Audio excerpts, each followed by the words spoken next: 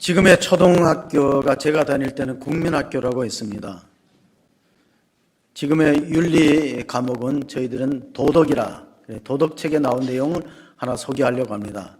기억을 더듬어서 찾아보니까 시대가 소크라테스가 독배를 들었을 때가 주전 399년이에요. 악법도 법이다 하고, 소크라테스는 아테네 젊은이들을 잘못된 길로 인도하고 사회 질서를 혼란시켰다. 그래서 이제 독배를 사형을 받고 독배를 들었죠. 그 시기에 주전 기원전 4세기에 그리스의 피시아스라는 젊은이가 큰 잘못을 저질러서 교수형을 당하게 됩니다. 근데 효자였던 이 피시아스가 왕한테 간청을 했어요. 제가 사형 마땅히 받겠지만은 집에 가서 연로하신 부모님한테 작별 인사를 하고 좀 오도록 허락해달라. 근데 그게 통하지 않죠. 왜냐면 법은 공평해야 되는데 많은 죄수들이 사형수들이 나 집에 가서 인사하겠다 그러면 갔다가 또 안 들어오면은 국가의 국법이나 질서가 문란해지니까 허용할 수 없죠. 그러고 있을 때 그 피시아스의 친구였던 다문이 폐하, 내 친구는 약속을 꼭 지키는 사람이니까 그 부모한테 인사하는 거 한번 허용해 주시면 안 되겠습니까? 갔다가 안 들어오면 어떻게 해요? 그러니까 제가 대신 감옥에 들어가 있겠습니다. 근데 끝날 약속된 날짜에 안 오면은 그러면 제가 친구 잘못 사귄 죄로 제가 대신 교수형을 받겠습니다. 왕이 생각할 때 이런 사람이 있는가? 자네 그 친구 믿느냐? 믿어요. 피시아스는 반드시 약속 지키는 사람입니다. 내가 경험해 반보로는 반드시 돌아옵니다. 근데 만약에 안 들어오면 어떻게 되냐? 안 들어오면 제가 친구 잘못 사귀었으니까 제가 대신 사형을 당할 테니까 이렇게 간청하니까 왕이 허락하지 않을 수 없잖아요. 그래서 어쩔 수 없어요. 그런데 왕이 이런 말을 했어요. 생각해봐라. 아무리 두 사람의 우정이 돈독하다 그래도 오면 죽을 판인데 도망갈 수도 있지 않고 또 부모가 자식이 인사하고 사형받으러 가는데 만류하고 못 가게 막을 수 있는데 오겠느냐 그러니까 분명히 온다는 거예요. 근데 진짜 사형 집행일인데 안 와버렸어. 그러니까 막 사람들이 술렁술렁 거리죠. 그리고 감옥에서 이제 다문이 나와서 사형장으로 가죠. 교수형이 기다리니까. 근데 정한 시간에 정오에 사형이 집행되는 안 오니까 결국은 이제 사형 집행관이 그 교수형은 밧줄이 내려오거든. 밧줄을 목에 걸었어요. 이제 왕이 이제 주먹을 쥐었다가 딱 이렇게 하면은 이제 사형되는 거예요. 그러면 이제 잡아당기면은 죽게 되는데 친척들이 아우성이죠. 다문이 왜 친구 믿어갖고 이런 억울하게 죽게 생겼다. 막 아우성이고 눈물 흘리는 그 찰나에 왕이 이렇게 신호를 내리는 사형 집행관이 쳐다보잖아요. 사형 집행관이 왕만 쳐다봐요. 손이 어떻게 움직여요? 손이 딱 움직이는 순간에 저기서 말을 타고 멈추시오. 사형을 멈추시오. 하고 드디어 피시아스가 도착했어요. 까뜩했으면 다문이 대신 죽을 뻔했는데 피시아스가 약속대로 사형을 멈추시오 하고 도착해갖고 내 친구 풀어주세요. 사형선을 칩니다. 그래서 말에서 내리더니 둘이 탁 끌어안는데 장면이 얼마나 감동적이에요. 참 의리가 있고 신의를 배반하지 않고 탁 끌어안으면서 서로 이렇게 작별 인사합니다. 친구요.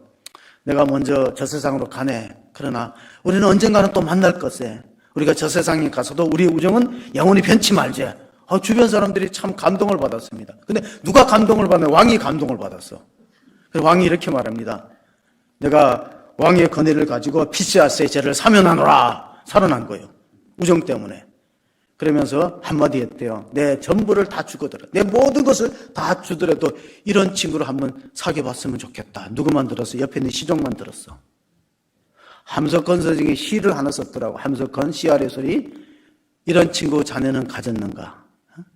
이런 친구 자네를 가졌는가? 근데 성경에 보니까 우리에게 그런 친구가 있다는 거예요. 요한복음 우리 읽어보겠습니다. 요한복음 15장 13절 14절 보면은 사람이 친구를 위하여 자기 목숨을 버리면 이보다 더 큰 사랑이 없나니 너희는 내가 명하는 대로 행하면 곧 나의 친구라.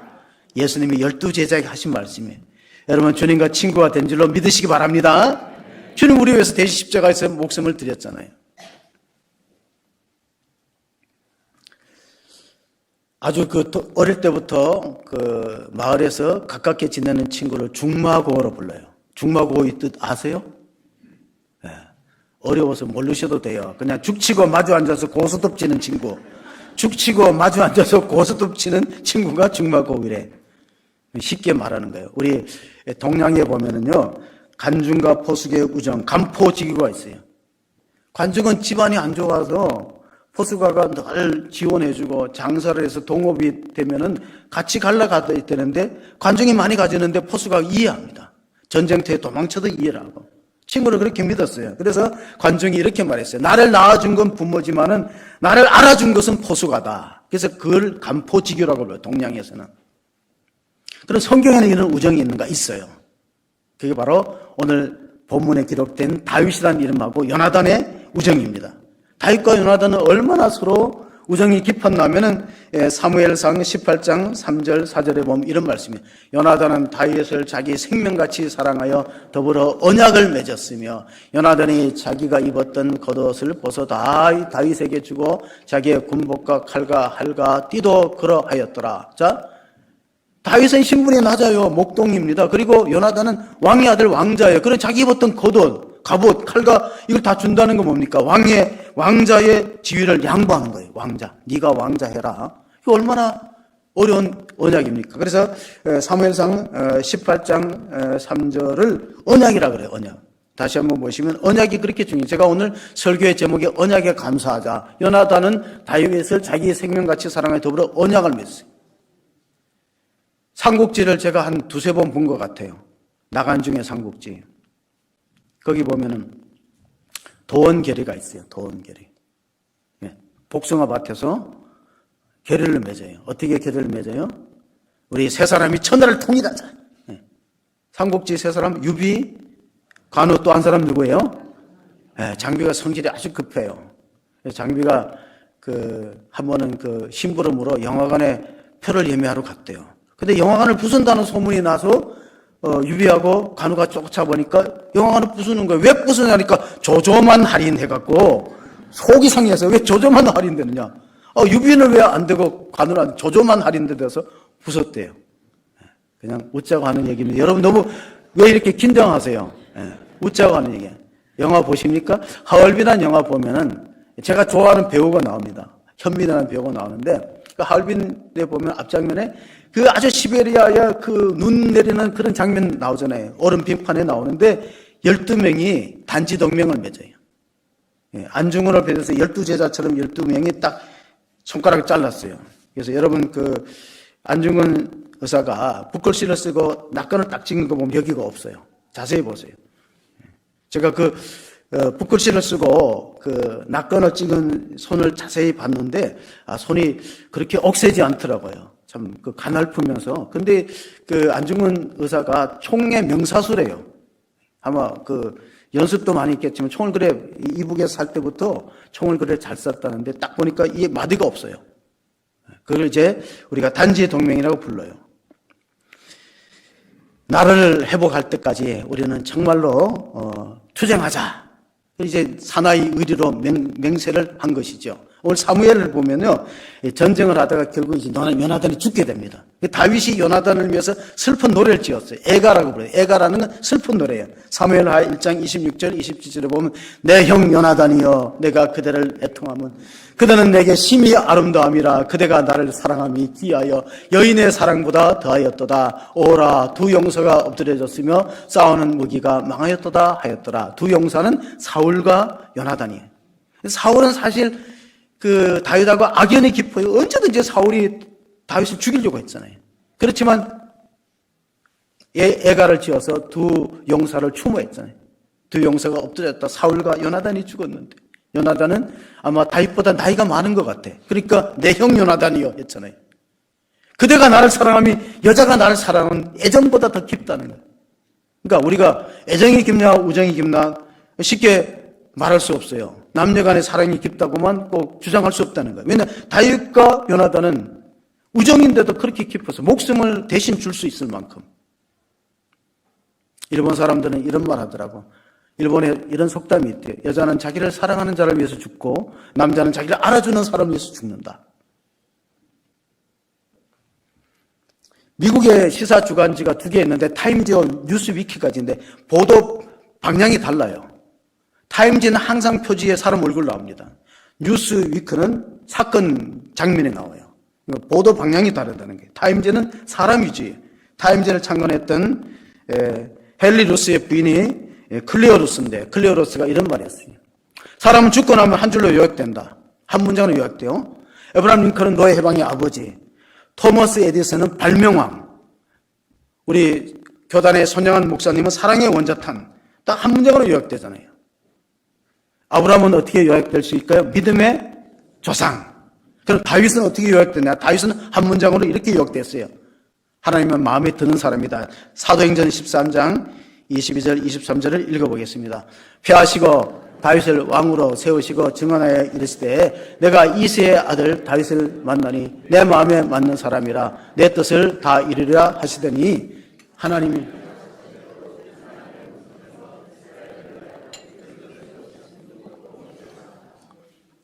자, 예수님은 다윗의 후손으로 오셨다는 거예요. 그리고 다윗은 하나님 마음을 흡족하게 마음에 드는 사람이에요. 대통령의 마음에 드는 사람도 별로 없을 거예요. 왕의 마음에 드는 것도 쉽지 않은데 하나님의 마음에 들었다. 그럼 다윗의 어떤 점이 하나님 마음에 들었을까가 오늘 설교의 중심입니다. 한마디로 말하면 다윗은 약속을 잘 지키는 사람. 의리가 있는 사람이라는 겁니다. 그런데 세상 사람들은 그렇지 않잖아요. 배은망당한 사람이 얼마나 많아요. 이런 속담이 있어요. 은혜는 물에 새기고 원수는 돌에 새긴다. 이게 우리나라의 속담입니다. 조지 버나드 소라는 아일랜드의 극작가는요, 자기가 죽었을 때 묘비명이 이래 써달라 그랬어요. 우물쭈물하다가 내 이럴 줄 알았다. 우물쭈물하다가 이럴 줄 알았다. 죽음을 준비하지 못한 채 갑자기 돌연히 죽게 되었다. 뭐 그런 재밌는 묘비명을 남겼는데, 그는 노벨상을 받았다고 합니다. 조지 버나드 소라는 사람이 당신이 이 세상에서 지구상의 모든 책이 불타버린다면 한 권을 남기려면 뭘 남긴 게 없나 했을 때 욥기를 남긴다 그랬어요. 욥기. 여러분 구약성경 욥기가 중요한 책인 걸 아시기 바랍니다. 욥기가 인간의 고난에 대한 해답을 주는 중요한 책이다. 왜 이 착한 사람이 고생하고 안 좋은 일이 생기는가? 자식이 죽기도 하고 재산을 다 약탈당하고 몸에 병들어서 비참한 신세가, 이게 하나님이 계시면 어떤 일이 있느냐에 대한 해답이 욥기이기 때문에. 우리나라의 유명한 그 개그맨의 대부라는 전유정 씨가 76세에 죽고 묘비를 이렇게 써달라고 유언을 남겼대요. 묘비를 보면은 재밌는 말, 웃지 마, 너도 곧 와. 참 코미디언 다운 그런 묘비예요. 니들 곧 올 거니까 웃지 마라. 그러면서 자기 일생을 이렇게 얘기했어요. 가난의 고비도 있고 질병의 고비도 있고 고개를 다 넘었다는 거예요. 또는 어떤 믿었던 사람의 배반의 고개도 있는데 가장 넘기 힘들었던 고개가 뭔지 아세요? 진미령. 웃는 사람은 별로 아는 사람이에요. 진미령. 진미령이 가장 넘기 힘든 고개였다고 재밌는 이야기를 하더라고. 그래서 참 이제 장가를 잘 가야 돼요. 우리가 2002년도에 개척하고 2008년도에 입당했어요. 정말 하나님의 은혜로 이 종교부지를 매입하고 건축을 하다 보니까 상당히 어렵겠죠. 교인도 안 많은데. 2008년도에 입당하고 제가 2009년도 공동의회 때 올 한 해는 제가 자비랑 목회를 하니까 성도들도 이렇게 건축 헌금 내느라고 고생하는데 제가 뭐 가진 건 없으니까 1년은 사례비 없이 교회를 섬기겠다 그랬어요. 근데 제가 아내한테 고마운 거는 내가 별로 상의도 없이 공동회 때 얘기하고 집에 돌아가서 여보 1년 동안은 제가 교회로부터 받지 않고 우리 어렵더라도 잘 견디자 그랬는데 한 번도 1년 동안 불평하거나 원망하거나 짜증낸 적 없어요. 제가 기억하기로. 그 어려운 그때 애들도 한창 배울 때고 이런데도 정말로 싫은 내색 한 번 안 했다. 그래서 참 그게 고맙고 제가 장가를 잘 갔구나 그때 생각했어요. 예. 믿거나 말거나. 예. 결혼할 때 제가 앞으로 신학교 가서 목회를 하고 싶다 그러니까 자기는 사모 될 자격이 없으니까 안 못하겠다 그러더라. 그래서 그 다음부터는 그 말을 안 했어요. 싹 입에 감추고 제가 결혼하고 한 10년 가까이 됐을 때 이제 신학을 했으니까 제가 느끼한 거죠. 늦게 했는데도 하나님 앞에 감사한 건 뭐냐면 우리 동기생들 가운데 집안도 좋고 학력도 좋고 또 참 쟁쟁한 사람들 많은데도 한 20년, 30년 지나 보면은 정말 그 목회가 쉽지 않고 어려운데 나는 내가 가진 능력 이상의 하나님의 복을 주셨구나. 그게 이제 다윗도 보면은 참 실수와 허물이 많은데 하나님과 다윗과 언약을 맺은 것을 잊지 않고 하나님은 약속에 신실한 분이다 하는 사실을 깨닫게 됩니다. 사무엘상 우리가 18장 7절 9절을 보시면 이런 말씀이 있어요. 여인들이 뛰놀며 노래하며 이르되 사울이 죽인 자는 천천히요 다윗은 만만히로라 한지라. 사울이 그 마을에 불쾌하여 심히 노하여 이르되 다윗에게 만민을 돌리고 내게는 천만 돌리니 그가 더 얻을 것이 나라 말고 무엇이냐 하고 이 그날부로 사울이 다윗을 주목하더라. 자, 관심 있게 주목한 것은 좋은 뜻에서 주목했을까요? 나쁜 뜻에서 주목했을까요? 눈치가 좀 빠르셔야 돼요. 다윗이 참 유능하구나 하고 좋은 뜻에서 주목한 게 아니라 제거하려고 주목하는 거예요. 왜? 백성들한테 인기가 내가 죽인 거는 천천히고 다윗이 죽인 것은 만만이면 앞으로 다윗한테 이 나라를 뺏길 위험이 있다. 이 나라가 넘어갈 것이다. 그러면 요나단이 다음에 왕이 못 된다. 자기가 이스라엘의 첫 번째 왕이거든요. 그러니까 어떻게 하든지 제거하고 죽이려고 하는 거예요. 그래서 방법이 뭐냐? 자기 밑에 천부장으로 줘서 자기 밑에 데리고 있고 그것도 불안하니까 누굴 주냐면 딸을 주는 거예요. 그 딸이 뭐예요? 미갈. 정략결혼입니다. 정략결혼은 애정이 없는 거예요. 왜냐하면 다윗을 자기 밑에 묶어두고 나라를 탐내지 못하게 막기 위한 정략적인 결혼이다. 그래서 시편 27편에 보면 다윗이 이런 고백을 합니다. 내 부모는 나를 버렸으나 여호와는 나를 영접하시리라. 이 다윗은 그 아버지 복은 없는 것 같아요. 장인도 자기 죽이려는 게 장인이고 어떻게 하든지 군사를 풀어서 다윗을 죽이려고 했고 아버지도 다윗을 왕감으로 생각하지 않았어요. 사무엘 제사장이 이새의 집에 가서 두 번째 왕을 간택할 때요. 그 다윗만 유독 후보에 들지 못했어요. 다른 형들은 다 7명이 딱 서갖고 누가 왕이 될 거냐고 면접을 보는데 다윗은 가서 양이나 치라고 내보냈습니다. 사무엘상에 잘 드러나는데 16장 10절 11절 한번 읽어봅니다. 이새가 그의 아들 7을 다 사무엘 앞으로 지나가게 하나 사무엘이 이새에게 이르되 여호와께서 아니하셨다고 또 사무엘이 이새에게 내 아들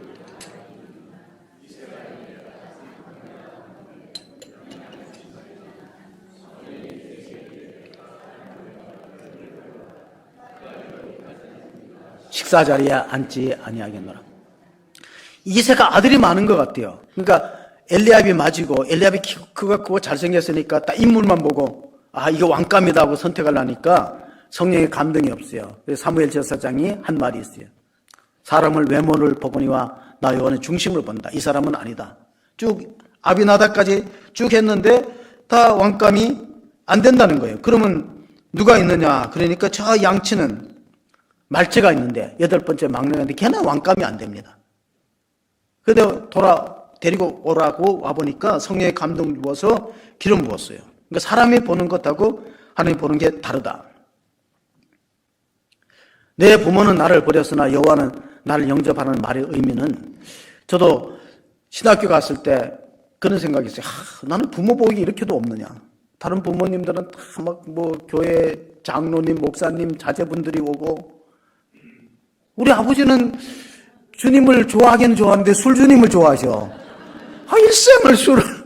제가 전도에서 세례받고 교회 다니시다가 이제 세상 떠났지만 주님은 그리고 늘 하는 말이 있어요. 나는 술 한 마를 지고 가지 못해도 먹을 수는 있다. 아버지랑 같이 술 친구들은 다 돌아가셨어요. 그러니까 아버지 건강하신 거예요. 아버지랑 같이 술을 먹던 동네 마을 술 친구들은 다 세상 떠났어요. 아버지는 비교도 그래도 오래 사셨죠. 술을 그렇게 좋아하세요. 그런데 제가 생각한 게 있었어요.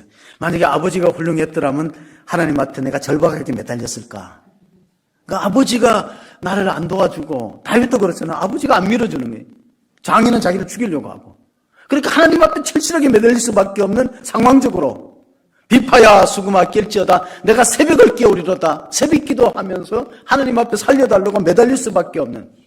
그리고 하나님 부모가 도와주기 전에 하나님 매달리면서 믿음이 깊어지는 겁니다. 오늘 우리가 이사야서를 읽었는데 이사야서 55장 3절에 보면 하나님이 다윗과 영원한 언약을 맺고 확실한 은혜를 주겠다고 약속합니다. 너희는 귀를 기울이고 내게로 나와 들으라. 그래야만 너희의 영혼이 살리라. 내가 너희를 위하여 영원한 언약을 맺으리니 그 다윗에게 허락한 확실한 은혜니라. 자, 다윗과 영원한 언약을 맺고 확실한 은혜를 주시겠다는 거예요. 다윗의 어떤 점이 이쁘고 좋아서 그렇게 했을까?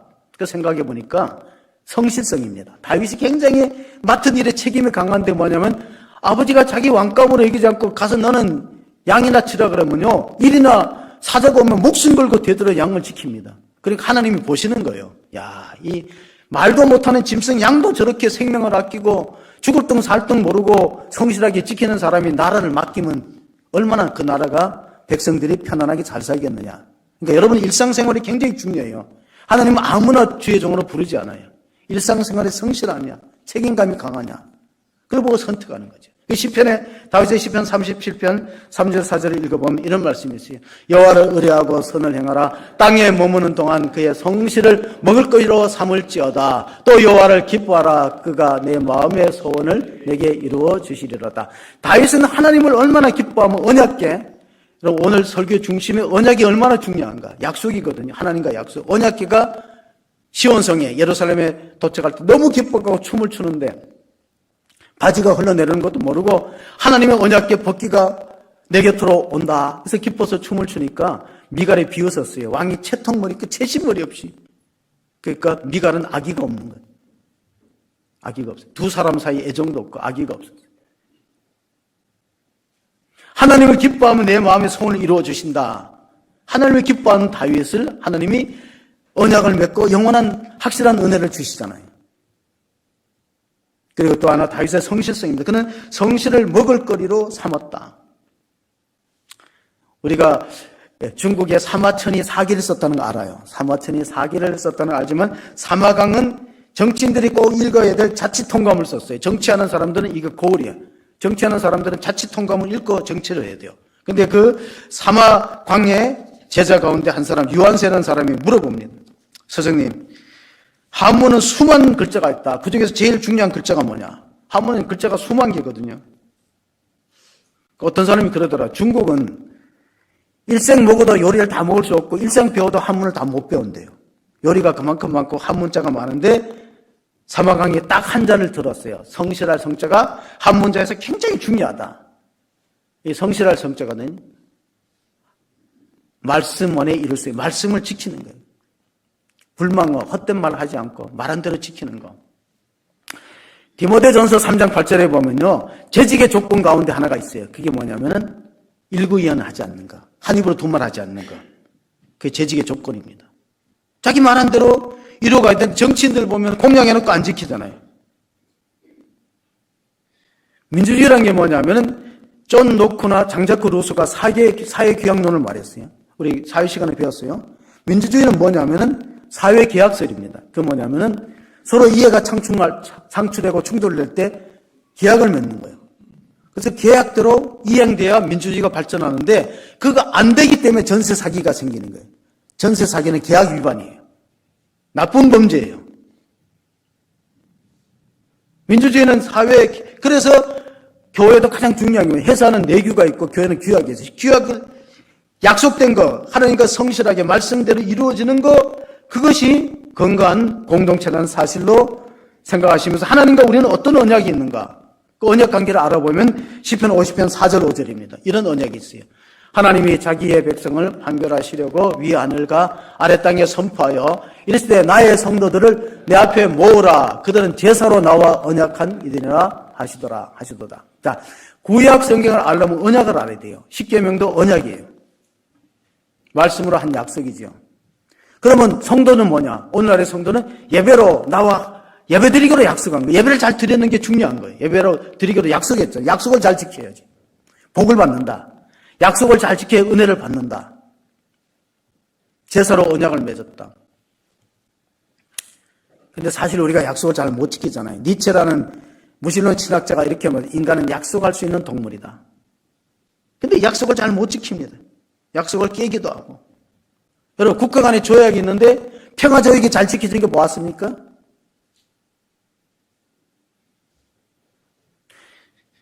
지금은 외교 관계가 어떻게 됐냐면, 지금은 외교 관계가요, 영원한 우방도 없고 적도 없다 그래요. 근데 가만히 보세요. 과연 그럴까요? 지금 비공식 통계로 일본이 우리나라를 침략한 건 700번이에요. 비공식 통계. 2000년 동안. 중국을 비롯해서 북방 계열에서 200번 정도 침략했어요. 오랑캐들이. 그 사람들이 우리 거 다 빼앗아갖고 죽이고 약탈했어요. 근데 지금은 그거를 거론할 단계 아니에요. 잘 지내야 되죠. 중국과도 잘 지내. 시진핑하고도 일본하고도 잘 지내야 돼요. 근데 혈맹관계가 뭐냐는 걸 알아야 돼요. 우리나라를 위해서 이 땅에서 젊은이들 피를 뿌린 나라가 미국과 유엔의 16개국들이에요. 터키를 비롯해서. 그게 혈맹입니다. 은혜를 배신하는 국가나 개인은 미래가 없는 거예요. 이번에 에이펙에서 젠슨왕이라는 종씨더라고요. 젠슨왕. 다행히 중국 사람은 대만계 미국인이에요. 젠슨왕이. 우리한테 선물을 준다면서요. GPU가 굉장히 중요합니다. GPU는 그래픽 기억 장치예요. 26만 장을 깔겠다, 풀어주겠다 그랬어요. 젠슨왕이 26만 장 GPU가 얼마나 중요하냐면요. 우리 지금 AI가 굉장히 중요하죠. AI를 구축할 수 있는 기본 데이터예요. 굉장히 비싼 겁니다. 제가 왜 이 말씀을 드리냐면요. 과거에 우리나라를 위해서 민주주의를 지키기 위해서 피를 흘렸던 나라가 어떤 나라인지를 생각해 보라는 거예요. 그러니까 우리가 은혜를 잊어버리는 개인이나 나라는 희망이 없기 때문에 하나님의 은혜를 저버린 결과가 뭐냐? 나를 잃은 거예요. 바벨론 포로 붙들어 가서 70년 동안 고생한 거예요. 하나님께서 언약하신 대로 영원히 망하기는 하지 않고 이스라엘 민족이 우상을 섬기고 하나님의 은혜를 배반했을 때 전쟁이 일어나서 나를 잃었지만은 버리지는 않겠다는 거예요. 다시 돌아온다는 그 초청의 약속이 55장 1절 2절입니다. 같이 한번 읽어보시겠습니다. 오라 너희 모든 목마른 자들아 물로 나오라 돈 없는 자도 오라 너희는 와서 사 먹되 돈 없이 값 없이 와서 포도주와 젖을 사라 너희가 어찌하여 약식 아닌 것을 위하여 은을 달아주며 배부르게 하지 못할 것을 위하여 수고하느냐 내게 듣고 들을지어다 그래야면 너희가 좋은 것을 먹을 것이며 너희 자신들이 기름진 것으로 즐거움을 얻으리라. 자, 너희가 내게 나와서 들으면 너희 영혼이 사는데 너희가 다른 우상을 쫓아서 거기에 참 복이 있는 줄 알고 쫓아다녀봐야 건질 것이 없다. 이런 말씀해 주었어요. 하나님과 언약관계에 신실하게 살아가는 백성이 되지 못하고 은혜를 배반하고 하나님을 멀리 떠나면 결국은 국가의 미래가 없다. 그러므로 다시 초청하고 부릅니다. 왜냐하면 하나님은 아브라함과 다윗과 언약을 맺었어요. 근데 언약을 맺은 게 뭐냐면은 영원히 버리지는 않겠다. 때로는 잘못되고 곁길로 가면 매를 댈지언정 부모와 자식 관계는 끊지 않겠다는 그게 언약이거든요. 약속이거든요. 그럼 하나님은 어느 정도 약속에 신실하냐면 민수기 23장 19절에 보면 이런 말씀이 있습니다. 하나님은 인생이 아니시니 거짓말을 하지 않으시고 사람이 아니시니 거짓말을 하지 않으시고 인생이 아니시니 후회가 없으시도다. 어찌 그 말씀하신 바를 행하지 않으시며 하신 말씀을 실행하지 않으시다. 자, 우리가 성경을 66권이라 그래요. 구약이 39권, 신약이 27권. 외우기 힘드신 분은 3구는 얼마죠? 3구는 27. 잊지 마세요. 구약이 39권, 신약이 27권, 66권인데 이사야 성경이 66장으로 되었어요.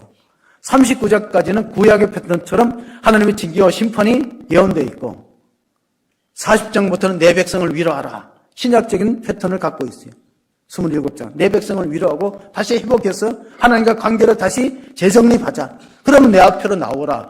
내게 와서 말씀을 들으면 내 영혼이 살리라. 나는 언제나 거짓말하지 않고 약속에 신실한 하나님이라는 사실을 보여주면서 다윗이 복을 받은 이유는 하나님의 마음을 한 번은 감동시켰어요. 여러분 우리 신앙생활에도 한 번 언젠가는 헌신을 결단하고 하나님의 마음을 한 번을 감동시키면 하나님은 그 은혜를 자선만대까지 베풀어 주십니다. 우리 사무엘하를 읽어보면은 7장 14절 16절에 말씀하십니다. 나는 그에게 아버지가 되고 그는 내게 아들이 되리니 그가 만일 죄를 범하면 내가 사람의 묘와 인생의 채찍으로 징계하려니와 내가 내 앞에서 물러나게 한 사울에게서 내 은총을 빼앗은 것처럼 그에게서 빼앗지는 아니하리라. 내 집과 내 나라가 내 앞에 영원히 보존되고 내 왕위가 영원히 경고하리라 하셨더라. 무엇 때문에? 성전을 건축하려는 마음을 먹었기 때문에 하나님의 집을 짓고 싶습니다. 하나님이 거하시는 그 영광스러운 임재의 보좌를 내 손으로 한번 교회를 세워보겠습니다. 하니까 하나님이 마음만 받으셔서 넌 전쟁 때 피를 많이 흘렸다. 네 아들이 짓더라. 솔로몬의 이름은 살롬에서 왔어요. 평화. 그러니까 전쟁 때에서 피를 많이 흘린 네 손으로 하나님의 집을 짓는 건 적절하지 않고 네 마음을 받겠다. 받고 약속해 주는데 사울에게 왕위를 뺏고 전쟁터에서 죽었잖아요. 근데 너는 그렇게 안 된다. 너는 어떤 전쟁이 일어나도 내가 너를 보호하고 네 후손대로 왕이 되도록 이어지리라는 그게 오늘 3절에 약속하신 영원한 언약이고 확실한 은혜다. 우리도 인생 살아가면서 신앙생활할 때 하나님과 약속된 걸 잘 지키는 성도가 있고 잊어버린 성도가 있습니다. 에베소서에 보면은요, 성도는 어떤 언약 안에서 살아가는 것이 성도의 특징이다. 그때는 너희는 그리스도 밖에 있었고 이스라엘 나라 밖에 사람이라 약속의 언약들에 대하여는 외인이요 세상에서 소망이 없고 하나님도 없는 자이더니 이제는 전에 멀리 있던 너희가 그리스도 예수 안에서 그리스도의 피로 가까워졌느니라. 12절을 다시 돌려서 보시면요, 안 믿는 사람은 약속 밖에 있는 사람, 하나님의 약속 밖에 언약들에 대해 외인이에요. 우리가 출가 외인이라는 말 쓰잖아요. 시집간 딸은 그 시집에 속해 있다는 거예요. 마찬가지로 우리가 예수 믿으면 하나님의 언약 안에 들어오는 거예요. 약속 안에. 하나님의 약속이 우리에게 영원한 생명이고 하나님 나라고 이 땅에서 지켜주시겠다는 새 언약의 피로 맺은 약속입니다. 히브리서 9장 14절 15절에 보면 이런 약속이 있습니다. 하물며 영원하신 성령으로 말미암아 한없이 죽은 행실에서 깨끗하게 하고 살아계신 하나님을 섬기게 하지 못하겠느냐. 이런 말미암아 그는 새 언약의 중보자시니 이는 첫 언약 때 범한 죄에서 속량하시려고 죽으사 부르심을 입은 자로 하여금 영원한 기업의 약속을 얻게 하려 하심이라. 자, 성경에는 많은 계약이 있어요. 그래서 신약이라면 새로운 계약이고 구약은 옛 계약이에요. 모세의 계약이에요. 근데 계약을 할 때 보면 나무를 심어서 에셀 나무를 심어서 아브라함이 언약의 징표로 삼은 적도 있고 돌기둥을 에베네셀에 돌기둥을 세워서 미스바와 센사위에 그 징표로 삼았어요. 근데 이런 것들은 오래 못 갑니다. 여러분 돌에다 새기고 종이에다 새긴 거 위완될 확률이 많은데 피로 새긴 거 가슴에다 우리 육의 신비에다가 피로 새기고 그게 예수님의 십자가에 죽으시고 피로 세우는 언약이니까 안 지키면은 죽을 수밖에 없는 거죠. 피로 세우는 새 언약이니까. 그래서 하나님은 우리에게 약속을 잘 지키는 사람이 복을 받고 영원한 언약의 확실한 은혜를 받게 되는데 사무엘하 9장에 보면요. 조금 전에 제가 서두에 다윗과 요나단 언약 맺었잖아요. 그건 다윗이 얼마나 의리의 남자고 언약을 지키냐면 사무엘하 9장 7절 8절에 보면은 자기가 왕이 된 다음에 다윗이 그에게 이르되 무서워하지 말라. 내가 반드시 내 아버지 여다나라로 말미암아 내게 은총을 베풀리라. 내가 내 할아버지 사울의 모든 밭을 다 내게 도로 주겠고 또 너는 항상 내 상에서 떡을 먹을지니라 하니 그가 절하며 이르되 이 종이 무엇이기에 왕께서 죽은 개 같은 나를 돌보시나이까. 감동을 무비보셋이 요나단의 아들 무비보셋이 장애인 다리를 절었어요. 피난통에. 그러니까 사울도 죽고 요나단도 죽으니까 유모가 얘마저 죽으면 안 되겠다. 손자는 살려야 되겠다. 그래갖고 피난 가다가 5살 때 떨어뜨려서 다리를 절거든. 근데 다윗이 왕이 돼갖고 부르다. 요나단 아들이 있다는데 어디 있느냐 찾아보니까 다리를 절은 거예요. 불러갖고 와서 사울 왕이 가졌던 땅과 토지와 재산 다 너한테 주고 너는 내 상에서 밥을 먹겠다 그러니까 죽은 개 같은 나를 어찌 이렇게 대접합니까? 우리나라 속담에 정승집 개가 죽으면 문상을 가도 정승이 죽으면 가요 안 가요? 그렇게 살으니까 복을 못 받는 거예요. 하나님이 의리 있는 사람 복 준다니까. 언약을 지키는 사람. 어느 정도 언약을 지켜야 되냐면요. 다윗 썼던 시편 15편 4절을 읽어보세요. 자, 그의 눈은 망령된 자를 멸시하며 여호와를 두려워하는 자들을 존대하며 그 마음에 서원한 것은 해로울지라도 변하지 아니하니. 하나님과 약속하고 서원한 거 내 손에 된다고 바꾸지 않고 변개치 말은 되는 거예요. 우리가 잘 아는 3.1 운동, 만세운동이 1911년에 있었는데 19년에 1919년이 김인년이거든요. 근데 3월 1일이 혹시 무슨 요일인지 아세요? 3월 1일이 1919년 3월 1일이 무슨 요일인지 아시는 분이 없어도 괜찮아요. 저도 잘 몰랐거든요. 자료를 조사해 보니까 토요일이야, 토요일. 원래 3.1운동은 월요일 날 3월 3일로 책정이 돼요. 33일을 맞췄어요. 독립선언서 작성한 사람이 몇 명이요? 33명. 그래서 3월 3일 날 독립운동하는데 하필이면 그날 고정에 국장이 있는 날이. 덕수궁에서 관이 나오는데 만세를 부르는 게 덕스럽냐. 그래갖고 그러면 3월 2일로 하자. 그때 공휴일인데. 근데 3월 2일로 하니까 또 서명한 독립선언 기초에 서명 16명이 교인이에요. 16명이. 우리 예배 드리던 안. 그래서 며칠로 넘어갔다가 토요일 날 3월 1일 넘어갔어요. 그러고 와서 33명이 독립선언문서에 기초를 했는데 우리나라는 유교사회잖아요. 서열이 중요해요. 누구 이름부터 쓰느냐. 33명 중에 누구 이름부터 먼저 쓰느냐고 옥신각신할 때 남강 이승훈 장로, 오산학교를 세웠던 남강 이승훈 장로 매출에다 들어보니까 이게 누구 이름부터 쓰냐. 누가 대장이냐. 이렇게 말했대요. 야, 이게 뭐 중요하냐. 이게 죽는 순서다. 일제 고문당하고 죽는 순서인데 손병희부터 쓰라 그래요. 그래서 손병희가 맨 먼저. 손병희는 천도교 교주였어요. 양보한 거지. 기독교에서 양보하게 쓰라. 우리는 서열의식을 중요한 게 아니에요. 좀 하나님께 예배드리는 약속이 중요하고 그리고 약속을 지키는 사람에게 하나님께 어떤 복을 베푸는가. 불공평한 은혜를 주세요. 우리 로마서, 제가 수요일마다 로마서를 하는데 이번 주 수요일 날이 로마서 9장을 읽어야 돼요. 그 13절 보면 기록된 바 내가 야곱은 사랑하고 에서는 미워하였다 하신가 같으니라. 그런즉 우리가 무슨 말을 하리요? 하나님께 불의가 있느냐? 그럴 수 없느니라. 모세에게 이르실 때 내가 긍휼히 여길 자를 긍휼히 여기고 불쌍히 여길 자를 불쌍히 여기리라 하셨으니 제가 목회 한 23년간 단임 목회만 23년 동안 하면서 느낀 게 뭐냐면은 하나님이 저를 불쌍히 여겨주는구나. 나보다 똑똑하고 키 크고 잘생기고 학력 좋고 배경 좋은 사람도 있는데 목회가 어려워요. 나는 개척에서 성전 건축하고 원로 목사까지 되는 것은 우리 동기생들 전체 목회자 중에 10분의 1도 안 돼요. 그럼 내가 잘나서 그러니 절대 그렇지. 하나님이 저를 불쌍히 여기는 거예요. 그러니까 여러분도 하나님과 약속한 걸 잘 지키면은 다윗과 같이, 다윗도 죄와 허물이 많아요. 들춰보면은 정말 청문회 감이에요. 근데 하나님이 눈 감아줬어요. 눈 감아지고 내가 확실한 은혜를 주겠다. 너가 영원한 언약을 맺으리니. 약속에 신실하면은 하나님 이런 복을 주시기 때문에 자손만대로 우리가 하나님과 약속을 잘 지킨다면 사람끼리의 약속 신뢰를 버리지 않는다면 여러분 단테가 신곡을 썼는데 단테 신곡을 제가 젊을 때 읽어봤는데 너무 어려워요. 서사시는 너무 어려워.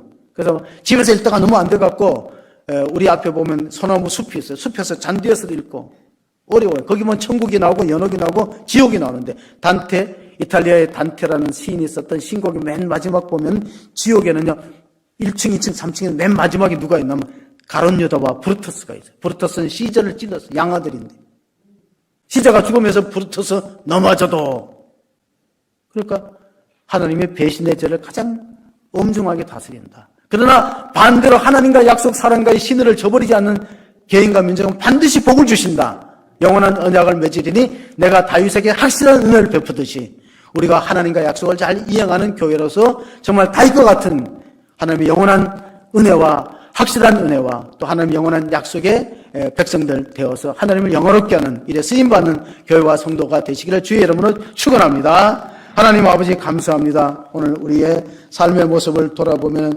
너무나 배신이 난무하는 정치 세계를 바라보면서 우리 또한 그렇게 되기 쉽습니다. 그러나 우리는 하나님과 언약 백성으로서 언제나 신실하게 주님 말씀에 순종하고 따를 때 다윗에게 허락한 확실한 은혜가 사랑하는 성도들과 교회 공동체에 임하도록 역사하여 주옵소서. 다윗은 실수와 허물이 있지만 하나님이 다윗의 대를 이어서 왕이 끊어지지 않도록 하나님 그 가문을 축복하시고 끝내는 그 시로 말미암아 예수 그리스도 구원자가 와서 많은 하나님 백성들이 구원에 이르는 것처럼 우리가 그런 믿음으로 하나님 앞에 나아가는 교회와 성도들 될 수 있도록 은혜 베풀어 주옵소서. 우리 구주 예수 그리스도의 이름으로 기도하옵나이다. 아멘.